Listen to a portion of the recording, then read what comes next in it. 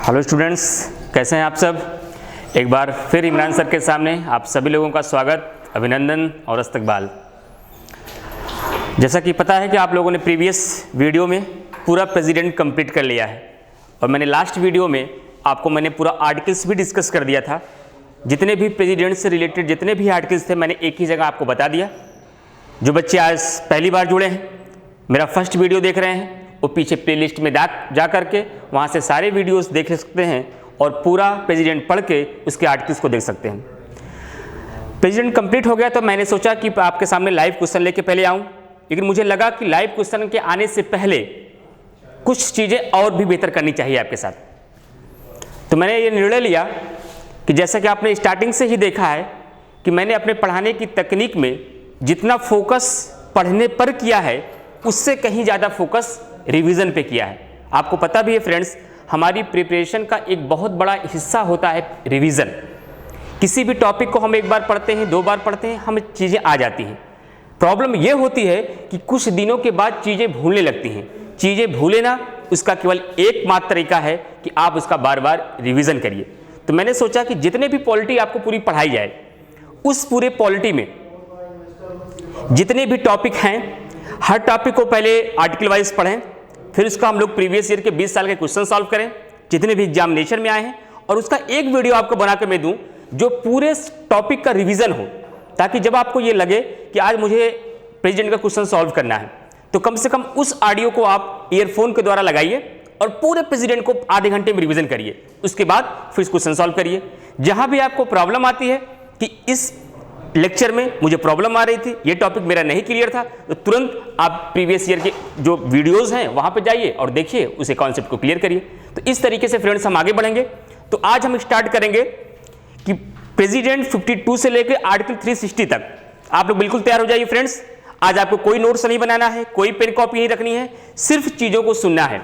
आज first time आप सुनिए और नेक्स्ट जब जब आपको रिविजन करना होगा, केवल आपको एक वर्क करना है, ईयरफोन को अपने कान में लगाना है और पूरा प्रेसिडेंट, आप कोई भी वर्क कर रहे हैं, आप स्टूडेंट लाइफ में खाना बना रहे हैं, कुछ भी वर्क कर रहे हैं, ट्रेवलिंग कर रहे हैं, फिर भी आप ईयरफोन लगा करके पूरे प्रेसिडेंट को आप रिवीजन कर सकते हैं।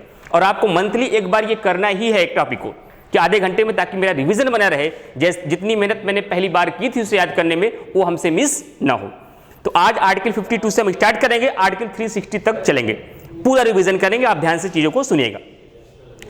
तो मैंने जैसा कि बताया कि भारत में आर्टिकल 52 में कहा गया कि भारत का एक राष्ट्रपति होगा जो कार्यपालिका का प्रमुख होगा और उसे भारत का प्रथम नागरिक भी कहा जाएगा। और यहाँ पे एक क्वेश्चन बनता है कि हमारे कार्यपालिका का नाम मात्र का प्रमुख कौन है फ्रेंड्स। तो हमारे कार्यपालिका का नाम मात्र का प्रमुख राष्ट्रपति होता है। 52 क्लियर।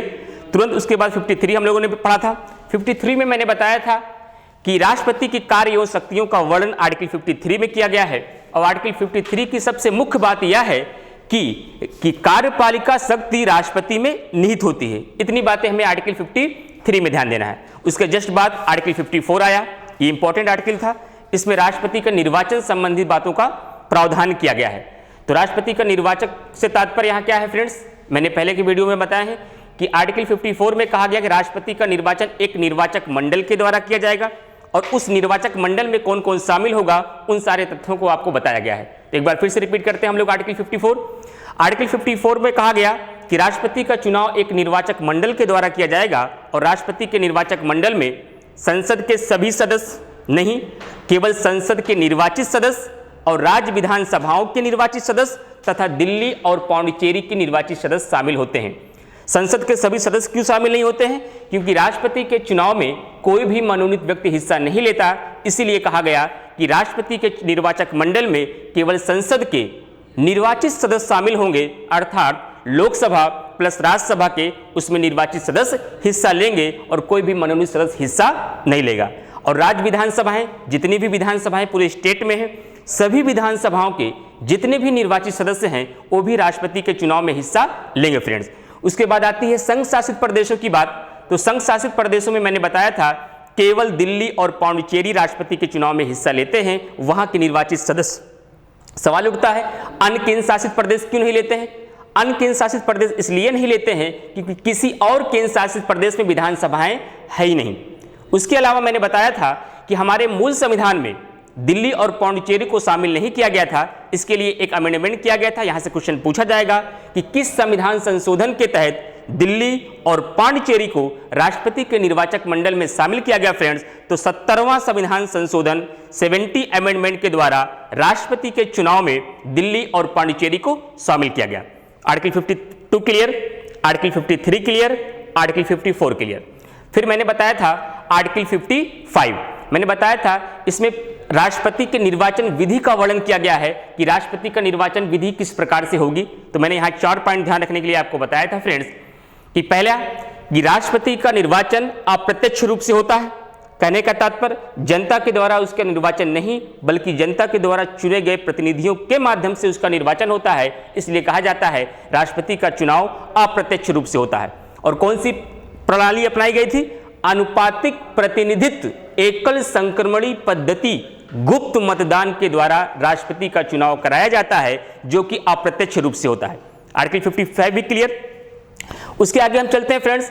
आर्टिकल 56 में मैंने राष्ट्रपति की पदावधि का जिक्र किया था, और राष्ट्रपति की पदावधि में मैंने बताया था कि राष्ट्रपति का कार्यकाल सामान्यतः 5 वर्ष होता है, और इस 5 वर्ष का जो निर्धारण किया जाता है जिस दिन से राष्ट्रपति शपथ ग्रहण करता है उस तिथि से उसका निर्धारण किया जाता है। तो कहने का तात्पर्य जिस दिन राष्ट्रपति अपना शपथ ग्रहण करता है उस दिन से लेकर के 5 वर्ष तक वो अपने पद पर बना रहता है। लेकिन यहीं पे मैंने बताया था कि कुछ बातें और भी ध्यान रखनी है, जैसे कि यदि राष्ट्रपति चाहे तो उपराष्ट्रपति को त्याग पत्र देकर 5 वर्ष से पहले भी अपने पद से मुक्त हो सकता है, या फिर संसद के द्वारा राष्ट्रपति पर महाभियोग की प्रक्रिया के द्वारा भी उसके पद से 5 वर्ष से पहले हटाया जाता है। लेकिन अगर एग्जाम में क्वेश्चन पूछा जाए कि राष्ट्रपति का कार्यकाल कितना होता है फ्रेंड्स, तो 5 वर्ष। कब से? अपने शपथ ग्रहण की तिथि से। यहां पे आपको फोकस करना है फ्रेंड्स, क्योंकि क्वेश्चन पूछा जाएगा बार बार कि निर्वाचन की तिथि से कि नामांकन की तिथि से, तो आपको बताना है कि जिस दिन राष्ट्रपति अपना शपथ ग्रहण करेगा उस तिथि से लेकर 5 वर्ष तक वह अपने पद पर रहता है। लेकिन यदि वह चाहे तो 5 वर्ष से पूर्व भी अपना त्यागपत्र उपराष्ट्रपति को देकर अपने पद से मुक्त हो सकता है। आगे बढ़ते हैं फ्रेंड्स। आर्टिकल 57, आर्टिकल 57 में बताया गया था राष्ट्रपति का पुनर्निर्वाचन, यह आर्टिकल था। लेकिन इसके अंतर्गत प्रावधान क्या है? तो फ्रेंड्स यहां से क्वेश्चन पूछा जाता है कि राष्ट्रपति भारत में कोई व्यक्ति जितनी बार चाहे उतनी बार राष्ट्रपति बन सकता है, इसके लिए कोई बाध्यता नहीं बनाई गई है। जबकि मैंने तुलना की थी यहां पे अमेरिका के राष्ट्रपति से, और मैंने कहा था अमेरिका का कोई राष्ट्रपति मैक्सिमम अधिकतम केवल 2 बार राष्ट्रपति बन सकता है, जबकि भारत के राष्ट्रपति के लिए ऐसी कोई बाध्यता नहीं बनाई गई है। भारत का कोई व्यक्ति जितनी बार चाहे उतनी बार राष्ट्रपति बन सकता है, और यही वजह है कई बार हमारे एग्जामिनेशन में क्वेश्चन पूछे गए हैं कि राष्ट्रपति की अधिकतम उम्र कितनी होती है। तो हमारे संविधान में राष्ट्रपति के अधिकतम उम्र का निर्धारण नहीं किया गया है फ्रेंड्स। यहां तक क्लियर हुआ? 57 से जैसे आगे बढ़ेंगे 58 इंपॉर्टेंट आर्टिकल है, इसमें राष्ट्रपति की योग्यता को बताया गया है। और राष्ट्रपति की योग्यता में मैंने आपको बहुत विस्तार से समझाया था, जैसा कि मैंने बताया था कि उसकी योग्यता में क्या शामिल है और क्या शामिल नहीं है। तो क्या शामिल है पहले ये देख लेते हैं।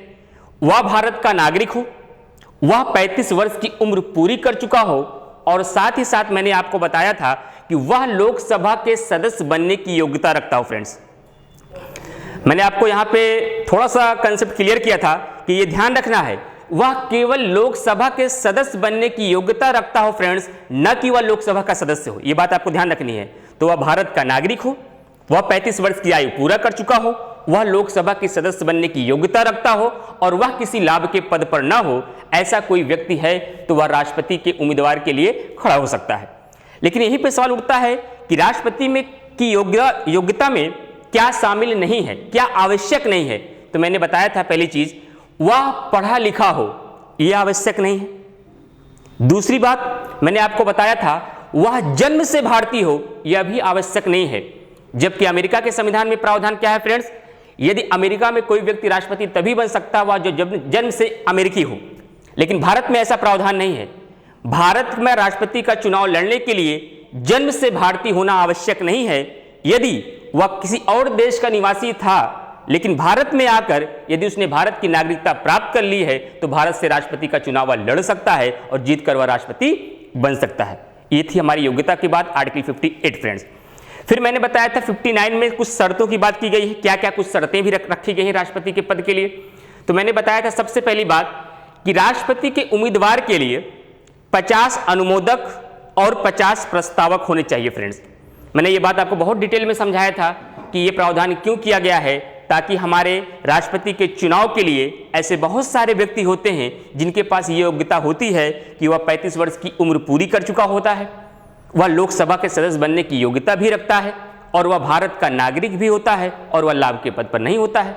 तो ऐसे बहुत सारे व्यक्ति हैं जो राष्ट्रपति का चुनाव लड़ सकते हैं। तो इससे क्या होती थी, हमेशा राष्ट्रपति के पद के लिए उम्मीदवारों की संख्या बढ़ जाया करती थी, जिससे कि निर्वाचन आयोग के सामने ये चैलेंज आता था कि इसको चुनाव कराने में थोड़ा सा कठिनता और जटिलता होती थी। इसी समस्या से बचने के लिए 1957 में एक अधिनियम बनाया गया था और इसमें यह प्रावधान किया गया था कि राष्ट्रपति के चुनाव के लिए 50 अनुमोदक और 50 प्रस्तावक होंगे। जो कहां से होंगे फ्रेंड्स, अब आप रिपीट करिए, मैंने आपको बताया था वह 50 अनुमोदक और 50 प्रस्तावक जो होंगे वह राष्ट्रपति के निर्वाचक मंडल से ही होंगे, उसके बाहर का व्यक्ति नहीं होगा। फिर मैंने बताया था कि राष्ट्रपति के चुनाव के लिए 15,000 रुपये जमानत राशि दी जाती है और ये जमानत राशि कहाँ जमा होती है, आरबीआई में या भारत सरकार के खजाने में। और मैंने आपको ये भी बताया था जब कभी भी कोई राष्ट्रपति कुल पड़े हुए वैध मतों का 1/6 मत भी प्राप्त नहीं कर पाता है तब उसकी जमानत जब्त हो जाती है। यह राष्ट्रपति के लिए कोई आर्थिक दंड नहीं फ्रेंड्स, बल्कि ये उसकी राजनीतिक प्रतिष्ठा को कमजोर करता है, इसलिए उसको 15,000 रुपये जमानत राशि को भी निश्चित किया गया है। उसके आगे चलते हैं फ्रेंड्स, तो आर्टिकल 60 में आते हैं। तो आर्टिकल 60 इंपॉर्टेंट है क्योंकि हमारे एग्जाम में क्वेश्चन पूछा जाता है कि राष्ट्रपति का शपथ ग्रहण किस अनुच्छेद में है। तो आर्टिकल 60 में राष्ट्रपति के शपथ ग्रहण का वर्णन किया गया है और यह बताया गया है कि भारत का राष्ट्रपति अपना शपथ ग्रहण सर्वोच्च न्यायालय के मुख्य न्यायाधीश के समक्ष करेगा, उसके सामने करेगा।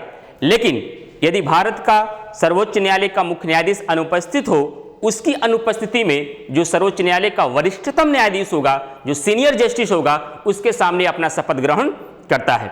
आर्टिकल 60 तक क्लियर हुआ फ्रेंड्स। 52 से हमने 60 तक रिवीजन कर लिया। उसके आगे चलते हैं फ्रेंड्स, बिल्कुल आराम से, तनाव नहीं लेना है, चीजों को रिवीजन करते हुए मैं आगे बढ़ रहा हूं।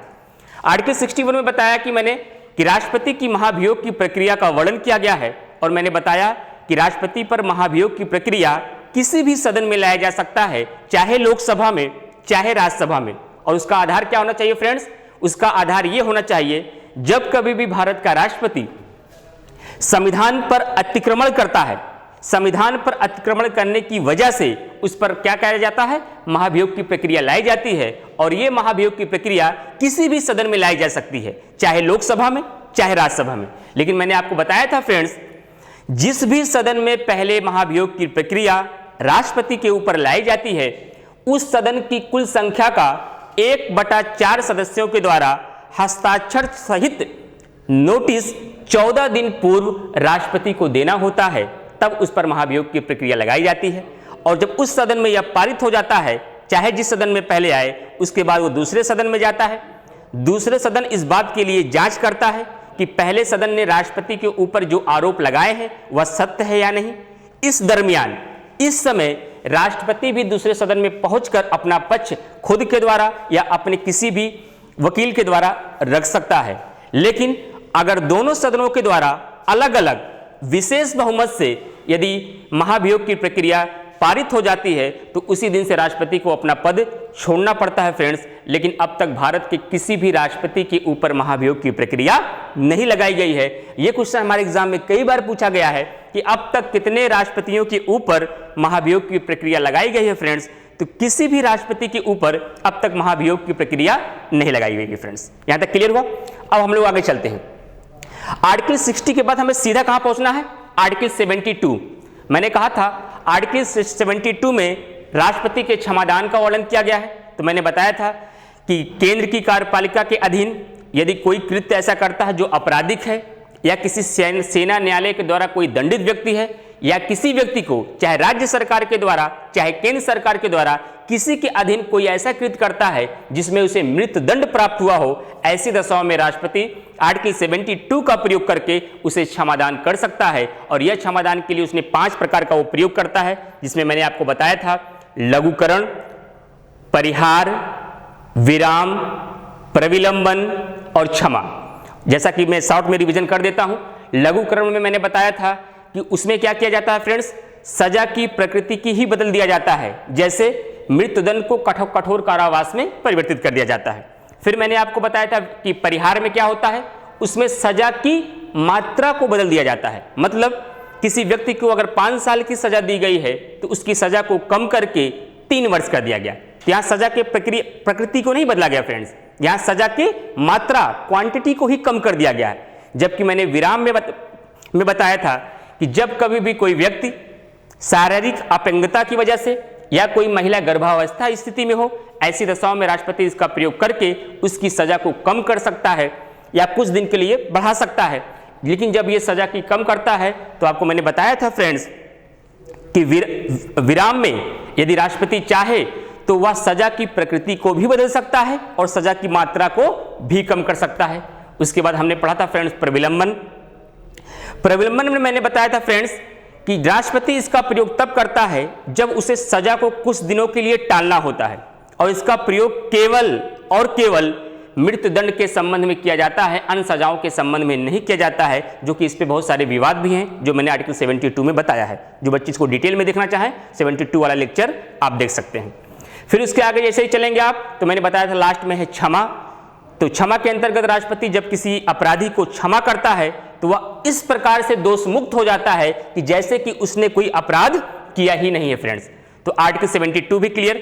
72 के आगे जैसे बढ़ेंगे, आपको क्रम याद रहना चाहिए फ्रेंड्स। अब 72 के आगे हमें राष्ट्रपति का कौन सा आर्टिकल इंपॉर्टेंट है, 72 के आगे जैसे बढ़ेंगे तो आर्टिकल 80 है।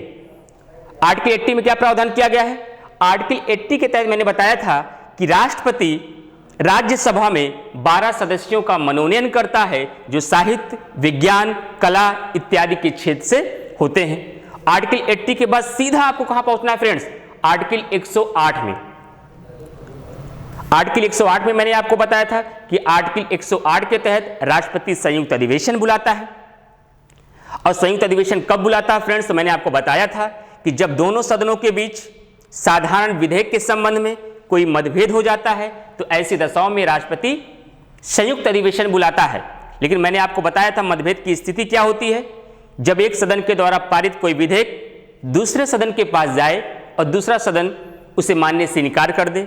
ये पहली कंडीशन थी किस चीज की, गतिरोध की। दूसरी कंडीशन क्या बताया था फ्रेंड्स, जब पहले सदन के द्वारा पारित कोई विधेयक दूसरे सदन के पास जाए और दूसरे सदन इसमें 6 महीने तक कोई प्रतिक्रिया न दे, ये भी एक गतिरोध है।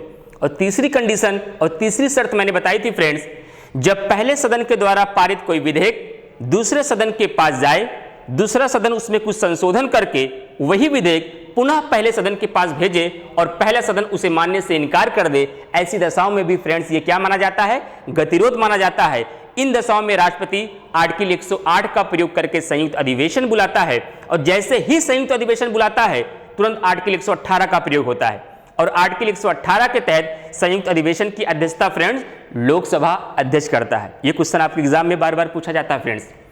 फिर सवाल उठता है, यहीं पे 2 क्वेश्चन और बनते हैं कि किन विधेयकों पर संयुक्त अधिवेशन बुलाया जाता है और किन विधेयकों पर संयुक्त अधिवेशन नहीं बुलाया जाता फ्रेंड्स। तो आप ध्यान रखिएगा, केवल और केवल साधारण विधेयक पर संयुक्त अधिवेशन बुलाया जाता है, जबकि संविधान संशोधन विधेयक और धन विधेयक पर संयुक्त अधिवेशन नहीं बुलाया जाता है। इतना ही हमें पढ़ना था आर्टिकल 108 में। और डिटेल में आपको पढ़ना है तो आप प्रीवियस वीडियो को देख के पूरा विस्तार में संयुक्त अधिवेशन पढ़ सकते हैं, मैंने बहुत डिटेल में वहां पर पढ़ाया है। उसके आगे आर्टिकल 111, आर्टिकल 111 के अंतर्गत मैंने आपको समझाया है फ्रेंड्स कि राष्ट्रपति का वीटो पावर है। और राष्ट्रपति के वीटो पावर में मैंने बताया है फ्रेंड्स कि जब कभी भी कोई विधेयक सदन में आता है वह अधिनियम तब तक नहीं बनता है जब तक कि उस पर राष्ट्रपति का हस्ताक्षर नहीं हो जाता है। तो कहने का तात्पर्य फ्रेंड्स, जब दोनों के सदनों के द्वारा कोई विधेयक पारित होता है, पारित होने के पश्चात वह राष्ट्रपति के पास जाता है, तो राष्ट्रपति के पास कुछ शक्तियां दी गई हैं जिसे वीटो पावर के अंतर्गत जानते हैं हम लोग। वीटो का मतलब होता है रोकना। और मैंने आपको पूरे विश्व के सभी वीटो की चर्चा की है जो आप आर्टिकल 111 में देख सकते हैं। यहां इतना ध्यान रखिएगा कि भारत के राष्ट्रपति को निम्नलिखित 3 प्रकार के वीटो मिले हैं, एक आत्यंतिक वीटो, दूसरा निलंबनकारी वीटो और तीसरा जेबी वीटो। मैंने बताया था आत्यंतिक वीटो को निरपेक्ष वीटो भी कहा जाता है। इस वीटो के अंतर्गत जब कोई भी विधेयक संसद में पास होकर राष्ट्रपति के पास जाता है तो राष्ट्रपति उसे स्वीकार नहीं करता, पूर्णतः मना कर देता है। निलंबनकारी वीटो के अंतर्गत मैंने बताया था, जब कोई भी विधेयक संसद के द्वारा पारित होकर राष्ट्रपति के पास जाता है और राष्ट्रपति उसे पुनर्विचार के लिए पुनः सदन को वापस कर देता है तो यह निलंबनकारी या सस्पेंसिव वीटो कहलाता है। जबकि जेबी वीटो के अंतर्गत मैंने बताया था फ्रेंड्स, जब कभी भी कोई विधेयक दोनों सदनों के द्वारा पारित होकर राष्ट्रपति के पास जाता है और राष्ट्रपति उस पर अपनी कोई प्रतिक्रिया नहीं देता है बल्कि उस बिल को, उस विधेयक को अपने पॉकेट में डाल देता है, इसी को कहा गया जेबी वीटो या पॉकेट वीटो। यही 3 प्रकार के वीटो हमारे भारत के राष्ट्रपति को दी गई हैं और राष्ट्रपति की वीटो शक्ति का प्रावधान अनुच्छेद 111 में किया गया है। यहां तक क्लियर हो फ्रेंड्स? अब आप ही हमारे साथ बताइए कि आर्टिकल 111 के आगे जैसे बढ़ेंगे तो हमें कहां पहुंचना है? 118 हमने पहले ही पढ़ लिया और उसके तुरंत आगे जाएंगे तो आर्टिकल 123 आ जाता है जिसमें राष्ट्रपति का अध्यादेश का वर्णन किया गया है। और राष्ट्रपति के अध्यादेश के वर्णन के संबंध में मैंने बताया था फ्रेंड्स कि जब कभी भी संसद के दोनों सदन या दोनों सदनों में से कोई एक सदन सत्र में ना हो और ऐसी दशाओं में राष्ट्रपति को यह समाधान हो जाए कि देश के लिए त्वरित कानून बनाना आवश्यक है, तुरंत कानून बनाना जरूरी है, ऐसी दशाओं में राष्ट्रपति अध्यादेश जारी करता है फ्रेंड्स। और मैंने आपको यह बताया था कि राष्ट्रपति जब अध्यादेश जारी करता है तो वह उसी प्रकार से लागू होता है, उसी प्रकार से प्रभावी होता है, बिल्कुल उसकी शक्तियां वैसे ही होती हैं कि जैसे कि संसद के द्वारा बनाए गए कानून से होती है फ्रेंड्स। लेकिन जैसे ही दोनों सदन फिर सत्र में वापस आते हैं तो दोनों सदन के आने के पश्चात 6 सप्ताह के भीतर उसे सदन में फिर से रखा जाता है और सदन में रखने के पश्चात अगर उसे संसद ने पारित कर दिया तो वह हमेशा हमेशा के लिए अधिनियम बन जाता है, नहीं तो वहीं पर भी अध्यादेश समाप्त हो जाता है। और मैंने आपको ऐसे भी बताया था कि राष्ट्रपति जब चाहे अपने अध्यादेश को वापस कर सकता है और नहीं तो अगर संसद में आने के बाद अगर संसद ने उसे पारित नहीं किया तो वह स्वतः ही निलंबित हो जाता है। इस संबंध में एक प्रश्न और बनता है कि अध्यादेश की अधिकतम अवधि कितनी होती है? तो अधिकतम अवधि प्रायः 6 माह होती है। क्यों होती है? क्योंकि संसद के 2 सत्रों के बीच 6 माह से अधिक का अंतर नहीं होता है, इसीलिए कहा गया कि अध्यादेश की जो अधिकतम अवधि होगी वह 6 माह होगी फ्रेंड्स। यहां तक क्लियर हुआ? फिर इसके आगे जैसे बढ़ेंगे आर्टिकल 143 आया। आर्टिकल 143 में मैंने अभी लास्ट वीडियो में वीडियो नंबर 7 में शायद आपको मैंने बताया है कि आर्टिकल 143 के अंतर्गत राष्ट्रपति सर्वोच्च न्यायालय से सलाह लेता है। तो राष्ट्रपति को इसके अंतर्गत सलाहकारी शक्ति दी गई है कि किसी भी वैधानिक मामले पे राष्ट्रपति सुप्रीम कोर्ट से सलाह ले सकता है। अब वहीं पे एक क्वेश्चन बनता है कि सुप्रीम कोर्ट के द्वारा राष्ट्रपति को दी गई जो सलाह होती है, क्या वह सलाह मानने के लिए राष्ट्रपति बाध्य है या नहीं है? तो मैंने बताया था राष्ट्रपति उनकी सलाह को मानने के लिए बाध्य नहीं है फ्रेंड्स। 143 के जस्ट आगे बढ़ेंगे फ्रेंड्स तो हम सीधा पहुंचेंगे आर्टिकल 352। हम लोग कहां तक पहुंच गए? 80% रिवीजन हमारा हो चुका है, केवल 20% हमारा बचा है प्रेसिडेंट। तो राष्ट्रपति के आपातकालीन शक्तियों में पहुंच गए हम लोग। और आर्टिकल 352 में मैंने बताया था, इसको मैं कंप्लीटली एक साथ रिवीजन करता हूं। मैंने बताया था कि राष्ट्रपति को कुछ आपातकालीन शक्तियां दी गई हैं और ये 3 प्रकार की आपातकालीन शक्तियां दी गई हैं। वो 3 प्रकार कौन से मैंने बताए थे फ्रेंड्स? राष्ट्रीय आपात, राष्ट्रपति शासन, वित्तीय आपात। मैंने बताया था कि राष्ट्रपति आर्टिकल 352 के तहत राष्ट्रीय आपात की घोषणा करता है, आर्टिकल 356 के तहत राष्ट्रपति शासन लगाता है, जबकि आर्टिकल 360 के तहत क्या करता है फ्रेंड्स? वित्तीय आपात लगाता है। मैंने बताया था फिर कि राष्ट्रीय आपात किस प्रकार लगता है? जब कभी भी पूरे देश में या देश के किसी एक हिस्से में युद्ध, बाह्य आक्रमण या सशस्त्र विद्रोह के कारण उसकी सुरक्षा खतरे में हो, ऐसी दशाओं में राष्ट्रपति राष्ट्रीय आपात की घोषणा करता है फ्रेंड्स। लेकिन मैंने आपको यहीं पे एक बात बताई थी कि यह राष्ट्रपति मंत्रिपरिषद की सलाह पर करता है। और आपको जैसा कि मैंने बताया था फ्रेंड्स कि पहले राष्ट्रपति ये मंत्रिपरिषद की मौखिक सलाह पर करता है, लेकिन बाद में एक संशोधन किया गया, एक अमेंडमेंट किया गया 44वां संविधान संशोधन 1978, और इसके तहत बताया गया कि राष्ट्रपति राष्ट्रीय आपात की घोषणा तभी करेगा जब मंत्रिमंडल की उसे लिखित सिफारिश प्राप्त होगी। और मैंने आपको यहीं पे बताया था फ्रेंड्स कि एक आर्टिकल आपको यहां ध्यान रखना है, कई बार क्वेश्चन पूछा गया है कि मंत्रिमंडल शब्द का प्रयोग हमारे संविधान में कितनी बार किया गया है फ्रेंड्स? तो केवल एक बार किया गया है, आर्टिकल 352 में। और एक चीज यहां पे ध्यान रखना कि मैंने जैसा कि बताया इसके 3 आधार थे, युद्ध, बाह्य आक्रमण, सशस्त्र विद्रोह। लेकिन इस सशस्त्र विद्रोह को 44वें संविधान संशोधन के बाद लाया गया। इससे पहले इसका आधार था आंतरिक अशांति, और इसी आधार पर 1975 में भारत में इमरजेंसी आपातकाल लगाया गया था। तो अगला क्वेश्चन यहां बनता है कि भारत में अब तक आपातकाल कितनी बार लगाया गया? तो 3 बार फ्रेंड्स। पहली बार कब? 1962 में। कब? जब भारत चीन का युद्ध हुआ था। द्वितीय बार कब? 1971 में। कब फ्रेंड्स? जब भारत पाकिस्तान का युद्ध हुआ था। और लास्ट बार 1975 में लगाया गया था फ्रेंड्स। और 1975 में कब लगाया गया था? जब देश में आंतरिक अशांति के कारण आपातकाल की घोषणा की गई थी। इतने क्वेश्चन हमारे बनते हैं राष्ट्रीय आपात से। राष्ट्रपति शासन में मैंने बताया था फ्रेंड्स, जब कभी भी किसी राज्य का संवैधानिक तंत्र विफल हो जाए, मैंने आपको एक बात यहां बताई थी कि हमारे संविधान में कहीं भी राष्ट्रपति शासन का जिक्र नहीं किया गया है। हम लोगों ने इसकी बोलचाल की भाषा में, हमारी मीडिया ने इसको राष्ट्रपति शासन को शब्द को प्रचलित कर दिया, लेकिन हमारे संविधान में राष्ट्रपति शासन जैसा कोई शब्द नहीं था। वहां पर संवैधानिक तंत्र की विफलता शब्द का प्रयोग किया गया था।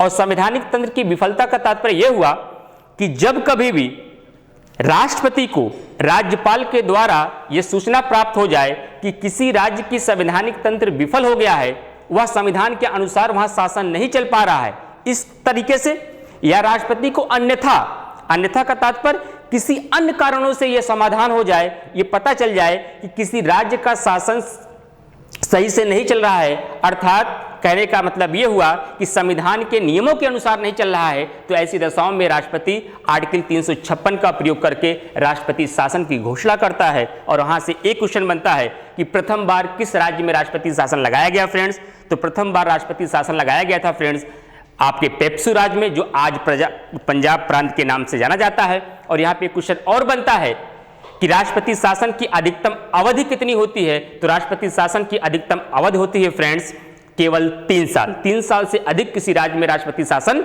नहीं लग सकता। उसके आगे बढ़ेंगे फ्रेंड्स, तो आपको मैंने बताया था वित्तीय आपात, जब कभी भी देश में कोई वित्तीय अस्थायित्व खतरे में हो, फाइनेंशियल प्रॉब्लम आ जाए, ऐसी दशाओं में राष्ट्रपति वित्तीय आपात की घोषणा करता है फ्रेंड्स।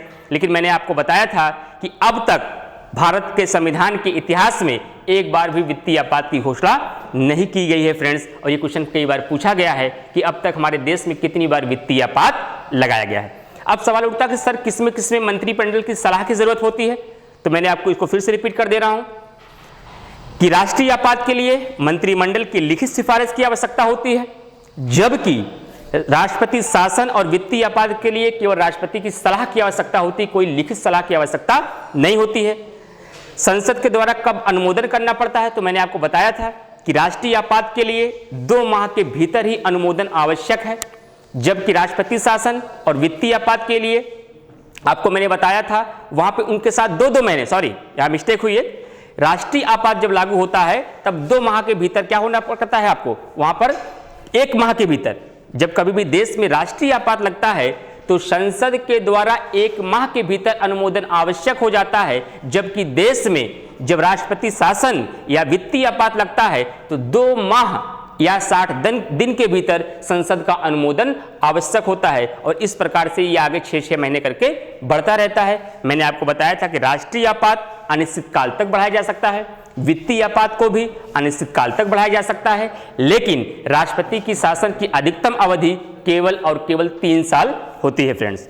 उसके अलावा प्रभाव की बात आती है तो मैंने आपको बताया था, जहां तक अगर प्रभाव की बात है कि जब कभी भी देश में राष्ट्रीय आपात लागू हो तो आर्टिकल 358 में कहा गया कि अनुच्छेद 19, आर्टिकल 19 जो हमें मूल अधिकार में प्राप्त किया गया है, वाक स्वतंत्रता या प्रेस की स्वतंत्रता, वह स्वतः निलंबित हो जाती है। जबकि आर्टिकल 362 में कहा गया जब कभी भी देश में राष्ट्रीय आपात लागू होगा तब राष्ट्रपति आर्टिकल 20 और 21 को छोड़कर बाकी सभी मूल अधिकार को निलंबित कर सकता है। ये आपको ध्यान रखना है, यहां से क्वेश्चन कई बार पूछे गए हैं, 3 आर्टिकलों को छोड़कर निलंबित नहीं किया जा सकता है, किसको किसको निलंबित किया जा सकता है, किस आर्टिकल में ये बात कही गई है, सारी चीजों को मैंने डिटेल में बता दिया फ्रेंड्स। एक बात बीच की छूट गई है वो मुझे फिर से रिवीजन कर दे रहा हूं। आर्टिकल 74 पे मैंने डिस्कस आपसे नहीं किया। आर्टिकल 74 में यह बात कही गई है कि राष्ट्रपति मंत्रिपरिषद के सलाह के अनुसार कार्य करेगा, और यहां पे 2 अमेंडमेंट इंपॉर्टेंट हो जाते हैं। 74 में यह बात तो कही गई कि राष्ट्रपति मंत्रिपरिषद के सलाह के अनुसार कार्य करेगा, लेकिन यह स्पष्ट नहीं था हमारे मूल संविधान में क्या उसकी सलाह को मानने के लिए राष्ट्रपति बाध्य है या नहीं। इसलिए बाद में इंदिरा गांधी की सरकार के समय ही 44वां संविधान संशोधन 1976 किया गया और इसमें यह प्रावधान किया गया कि राष्ट्रपति मंत्रिपरिषद के सलाह के अनुसार तो कार्य करेगा, लेकिन वह इनकी सलाह को मानने के लिए बाध्य है। लेकिन इसी के 2 साल बाद 44वां संविधान संशोधन 1978 में हुआ फ्रेंड्स, उसमें यह प्रावधान फिर कर दिया गया कि राष्ट्रपति मंत्रिपरिषद की सलाह को मानने के लिए बाध्य तो है, लेकिन एक बार पुनर्विचार के लिए मंत्रिपरिषद को वापस भेज सकता है। यह बात 44वां संविधान संशोधन 1978 के अंतर्गत कहा गया फ्रेंड्स। तो इस तरीके से हमने जो 7 लेक्चर में पूरे राष्ट्रपति को पढ़ा है, उस 7 लेक्चर को मैंने आधे घंटे के अंदर आपको रिवीजन करा दिया। इसका मकसद सिर्फ यही था कि जो मेहनत हम लोगों ने की है ये हमारे हाथ से, हमारे गिरफ्त से बाहर न जाने पाए, इसलिए इसका हम बार बार रिवीजन कर सकें। तो आपको जब जब प्रेसिडेंट का रिवीजन करना हो फ्रेंड्स, केवल ईयरफोन कान में लगाइए और पूरे प्रेसिडेंट को एक ही टॉपिक में, एक ही लेक्चर में आप रिवीजन कर सकते हैं। ऐसे बच्चों से मेरा रिक्वेस्ट है, जो बच्चे ये पहली बार वीडियो देख रहे हैं, मैंने आपको यहाँ पे मेंशन कर दिया है फ्रेंड्स किस किस लेक्चर में मैंने क्या पढ़ाया है। अगर इसी टॉपिक को आप बहुत विस्तार में पढ़ना चाहते हैं, मैंने विस्तार में, डिटेल में पढ़ाया है। यहाँ रिवीजन हो रहा था, केवल मैंने 1 लाइनर क्वेश्चन को डिस्कस करते हुए आगे बढ़ा हूं, लेकिन मैंने फिर भी कोशिश की है कि आर्टिकल 352 से लेकर के आर्टिकल 360 तक राष्ट्रपति से संबंधित वनडे एग्जामिनेशन से लेकर यूपीएससी लेवल तक जितने प्रश्न अब तक बने हैं, वहां से एक भी कॉन्सेप्ट और डेटा हमसे मिस ना हो। फिर भी आपको बता देते हैं, लेक्चर फर्स्ट में मैंने अनुच्छेद 52 से, इसको मैं आपको मेंशन कर दे रहा हूं फ्रेंड्स, लेक्चर 1 में फ्रेंड्स अनुच्छेद 52 से लेकर अनुच्छेद 55 तक मैंने पढ़ाया है। लेक्चर 2 में अनुच्छेद 56 से लेकर 61 तक पढ़ाया है। लेक्चर 3 में ये आपका लगभग 20 मिनट का लेक्चर है, केवल मैंने आर्टिकल 72 पढ़ाया है और यहाँ क्षमादान को मैंने पढ़ाया है और मैंने राष्ट्रपति और राज्यपाल के क्षमादान की तुलना भी की है फ्रेंड्स। उस लेक्चर में जाकर के आप पूरे क्षमादान को कॉन्सेप्ट लेवल पे समझ सकते हैं और यूपीएससी तक, चाहे दरोगा का एग्जाम हो, पुलिस का एग्जाम हो, इवन वीडियो का एग्जाम हो या कोई भी वनडे लेवल का एग्जाम हो या फिर बड़े लेवल का समीक्षा अधिकारी, पीसीएस, एवं यूपीएससी लेवल तक क्षमादान से क्वेश्चन जितने भी बन सकते हैं, पूरे कॉन्सेप्ट को मैंने यहां समझाया है। यहां से जाकर आप वीडियो देख सकते हैं। लेक्चर 4 में मैंने अनुच्छेद 111 राष्ट्रपति का वीटो पावर बताया है। जैसे मैंने कि आज डिस्कस नहीं किया पूरे विश्व के वीटो को, वहां मैंने पूरे विश्व को वीटो को समझाया है, किस किस राष्ट्रपति को यह प्रदान किया गया है, इसमें से भारत के राष्ट्रपति को कितने वीटो प्राप्त हैं, ये सब आपको लेक्चर नंबर 4 में मिल जाएगा। लेक्चर नंबर 5 में फ्रेंड्स अनुच्छेद 108 जिसमें राष्ट्रपति का संयुक्त अधिवेशन है और अनुच्छेद 123 अध्यादेश, ये 2 महत्वपूर्ण आर्टिकल को मैंने बहुत विस्तार से यहाँ पे चर्चा की है। ये लेक्चर, अगर आपको ये चीजें संयुक्त अधिवेशन और अध्यादेश पढ़ना है तो लेक्चर नंबर 5 आप देख सकते हैं। इसका स्क्रीनशॉट लीजिए फ्रेंड्स, ताकि जब आपको राष्ट्रपति रिवीजन करना हो आप जाकर सीधा इस वीडियो पर, इस लेक्चर पे आप क्लिक करिए और वहां से पूरा वीडियो देखिए। इसके आगे चलते हैं फ्रेंड्स। लेक्चर 6 में मैंने अनुच्छेद 352 से लेकर 360 को बताया है, मतलब कि पूरे राष्ट्रपति की आपातकालीन शक्तियों को मैंने केवल एक वीडियो में बताया है। वहां आप बहुत डिटेल में आर्टिकल 352 को, आर्टिकल 356 को और आर्टिकल 360 को कैसे लागू होता है, कैसे मंत्रिमंडल की सिफारिश होती है, कैसे इसको राष्ट्रपति समाप्त करता है, इसका प्रभाव किस पड़ता है, किसका प्रभाव नहीं पड़ता है, पूरे डिटेल को आप कहां देख सकते हैं, लेक्चर नंबर 6 में। लेक्चर नंबर 7 में मैंने राष्ट्रपति की अन्य शक्तियों का वर्णन किया है फ्रेंड्स। इन अन्य शक्तियों को आज मैंने रिवीजन नहीं किया। इसमें कुछ पूछले प्रश्न बनते हैं, जैसे किन किन व्यक्तियों की, किन किन उच्च पदों को राष्ट्रपति नियुक्ति करता है, इसके अलावा राष्ट्रपति की कौन सी सैन्य शक्तियां प्राप्त हैं, कौन सी राष्ट्रपति की कूटनीतिक शक्तियां प्राप्त हैं, इन सारी चीजों का मैंने आज लेक्चर 7 में डिस्कस किया है, वहां से आप देख सकते हैं फ्रेंड्स। उसके बाद फ्रेंड्स आता है लेक्चर 8, इसमें राष्ट्रपति के सभी अनुच्छेद, क्योंकि आपके पॉलिटी वाले स्टूडेंट की सबसे बड़ी प्रॉब्लम होती है कि सर अनुच्छेद के क्वेश्चन गलत हो जाते हैं, अनुच्छेद नहीं तैयार होता है। तो मैंने एक एक आर्टिकल को पढ़ाया है, 50% तो आपको वहीं याद हो गए हैं, लेकिन फिर भी आप चाहते हैं कि हर टॉपिक का एक ही जगह मुझे आर्टिकल मिल जाए जहां से मैं रिवीजन कर सकूं, तो पूरे प्रेसिडेंट का आर्टिकल आपको कहां मिल जाएगा, लेक्चर 8 में। यहां से जाइए, पूरे प्रेसिडेंट के आर्टिकल आप एक ही जगह देख सकते हैं। उसके बाद लेक्चर नंबर 9 जो कि आज का आपका लेक्चर है, मैंने इसमें क्या किया फ्रेंड्स, पूरे प्रेसिडेंट को मैंने ओरली आपके सामने रिवीजन किया, ताकि आप ट्रेवलिंग में हो, घर में हो, आप खाना बना रहे हो, किसी भी पोजीशन में हो, आप पूरे के पूरे प्रेसिडेंट को रिवीजन कर सकते हैं। उसके बाद फ्रेंड्स मेरी आगे की जो मुहिम होगी, जो मेरा आगे का टारगेट है इसके बाद 2 दिन बाद कल आपको इसको मैं एक छोटा सा वीडियो बना के मैं आपको पोस्ट करूंगा। मैं आपको इस बात की डिटेल मिल जाएगी कि हमारा लाइव क्लास कब होगा। तो प्रेसिडेंट को आगे हम लाइव आएंगे और यहां पर पिछले 20 साल के एग्जामिनेशन में, चाहे वो वनडे का एग्जाम हो, दरोगा हो, पुलिस हो, वीडियो हो, एनटीपीसी हो, आरआरबी हो, उसके अलावा आपका जो हाई लेवल के एग्जाम है, यूपीएससी, पीसीएस, सारे स्टेट पीसीएस, समीक्षा अधिकारी, उनके क्वेश्चन जो भी 20 साल में आज तक बनाए गए हैं और जो और भी क्वेश्चन ऐसे हैं जो निकट भविष्य में आने की संभावनाएं हैं, उन सारे क्वेश्चन को हम लेके आपके सामने लाइव आएंगे। आप हमारे साथ पूरे कोर्स को पढ़ के आइए, रिवीजन करके आइए, साथ हमारे आप जवाब दीजिए, उसको क्वेश्चन करिए और हर एक क्वेश्चन पे हम एनालिसिस करेंगे। इस तरीके से हमारी पढ़ने की रणनीति होगी फ्रेंड्स, और हम एक टॉपिक को इस तरीके से खत्म करेंगे। अगर इस तरीके से हमने पढ़ाई की तो कोई भी सब्जेक्ट हो, कोई भी चैप्टर हो, हमें कहीं से कोई प्रॉब्लम आने वाली नहीं है। हमें यही करना है फ्रेंड्स, कहीं ना कहीं मुझे अपनी रणनीति में परिवर्तन लाना है, और जो व्यक्ति परिवर्तन लाता है थोड़ा सा उसे एक्सेप्ट करने में समय लग सकता है, लेकिन परिवर्तन ही नई क्रांति लाती है फ्रेंड्स। इस तरीके से अगर आप बढ़ेंगे तो शायद एजुकेशन के क्षेत्र में, गवर्नमेंट सर्विसेज के क्षेत्र में जो आपको सिलेक्शन नहीं मिल रहे हैं, इसके क्षेत्र में एक नई क्रांति आएगी अगर इस तरीके से आपने अपने आप को पढ़ने के लिए आगे बढ़ाया। तो मैं पूरी कोशिश करूंगा। मैं उम्मीद करता हूं फ्रेंड्स आपको ये जो श्रृंखला मैंने चलाई, ये जो मैंने मेथड चलाया, ये आपको बहुत पसंद आएगा। और फ्रेंड्स आप मुझे ये कमेंट करके कमेंट बॉक्स में बताएं कि आपका तरीका ये कैसा है सर, ताकि मैं और चैप्टरों के लिए इस तरीके से कोशिश करूंगा। फ्रेंड्स इसी तरीके से हम पूरे पॉलिटी के जितने भी चैप्टर हैं या जो करंट अफेयर के जितने भी सेगमेंट हैं, सबको हम इसी तरीके से पढ़ेंगे। इस वीडियो को फ्रेंड्स कमेंट करिए, लाइक करिए और इस मंजीत सिंह चैनल को सब्सक्राइब करिए अधिक से अधिक, और इसे शेयर करिए ताकि इस लॉकडाउन की स्थिति में यार बहुत सारे ऐसे बच्चे हैं जो पैसे के अभाव में या कोचिंग शिक्षा संस्थान के अभाव में बहुत अच्छा टैलेंट होने के बावजूद सही ज्ञान नहीं प्राप्त हो जाता है, उन बच्चों को भी सही नॉलेज मिल सके ताकि वो भी अपने सपनों को साकार कर सके। फ्रेंड्स मिलते हैं आपको नेक्स्ट वीडियो में। Thank you very much all of you.